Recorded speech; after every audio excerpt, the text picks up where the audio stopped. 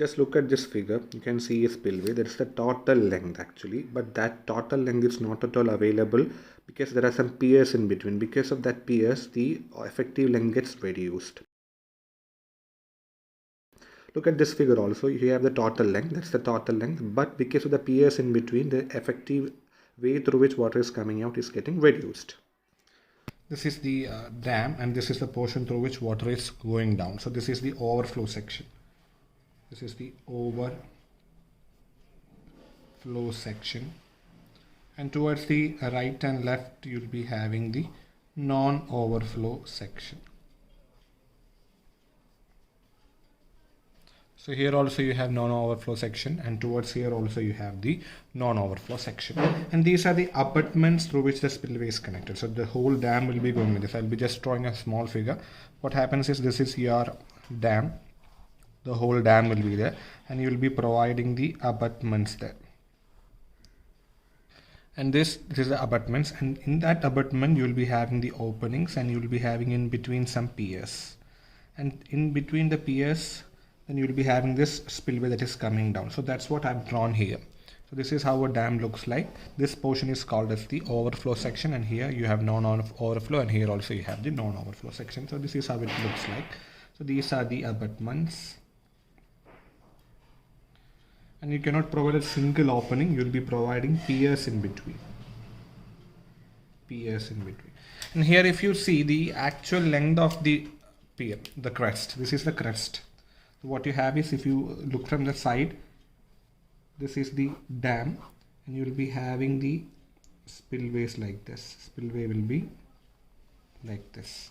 So spillway, this is a cross section of the dam. Inside that you will be having this. This dam will be going like this. And somewhere in between you have the opening, and opening will be having this crust, oogie spillway like that, and water will be coming out and will be flowing down. So that's how this side view looks like. So this is the picture. And the crust, you have crust here, you have crust here, you have crust here, you have crust here. So this is the length I am showing.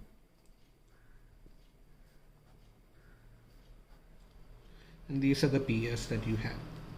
And the effective, if I add this plus this plus this plus, this is L1, this is L2, this is L3, and this is L4, then I'll be getting the net length of the crust. Net length of the crest L is given by L is equal to L1 plus L2 plus L3 plus L4. But what I need to find is the effective length of the crust. Effective length of the crust, and that is given by LE. And the effective length of the crust LE is given by L minus 2 times N Kp plus Ka multiplied by H. So we'll be discussing what does it mean by this K, P, K and everything. N is the number of piers you have. The number of piers. So in this question you have 1, 2, 3. In this figure you have got 3 number of piers. And Kp. As the water is coming out of the piers, what happens? There will be some end contraction. You might have learned this end contraction in your third semester of FM. So what happens is, water will be getting contracted. You won't be getting the actual length here. So that Kp is called as the coefficient of pier contraction, or rather I'll be writing it as pier contraction coefficient. Pier contraction coefficient.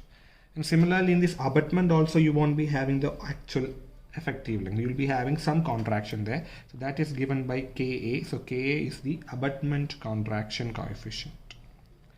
Abutment contraction coefficient. And He is the total head on the crust. That means you might be having a confusion. What does it mean by this total head? For example, if this is your crest and you have water going like this, and the height of water above that is represented as h.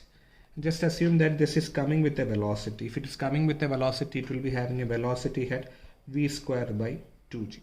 if it is coming with a velocity. Just assume that it's slowly increasing and going down, it will be having an initial velocity of 0. It is not that case. The water is coming with an initial velocity VA. So the velocity of approach is VA and velocity head of approach is VA squared by 2G. That I am writing it as velocity head. So velocity head is HA. The total head at the crest will be equal to HE is equal to H plus HA. So the effective head or the total head is the actual height of water above the crest H plus the velocity head HA. That is the equation for HE. So if you substitute that, you will be getting the effective length of the crest. So this is how you find the effective length of the crest. The profile of a oogie spillway looks like something like this. So water will be for a height of up to this and water will be going downstream. It will be going like this. And this is the crest level. The height of water above the crest level is represented as H, and this crest, this portion is called as the crest axis, the topmost position, and that axis is called as the crest axis. And from the crest axis up to a particular point, it will be curved. It will be having a slight curve there. Then it will be having a straight portion, and if I extend this curve, this will be going like this, and this point is called as the point of tangency. Point of tangency. Beyond the point of tangency, it will be straight. And if I draw the slope of that, that will be 1 to 0.7 to 0.8. That the vertical dimension will be 1 vertical to 0.7 to 0.8 horizontal. That is how its slope is varying up to a particular height. This is up to a particular height, and after that it will be having a arc of a circle. Then it will be having an arc of circle, and it will be having a radius R. Generally what we follow, this angle will be 60 degree. This will be having an angle of 60 degree. It will be joined like this, and this line will be perpendicular. This will be perpendicular, no doubt. And this height will be almost radius by 2.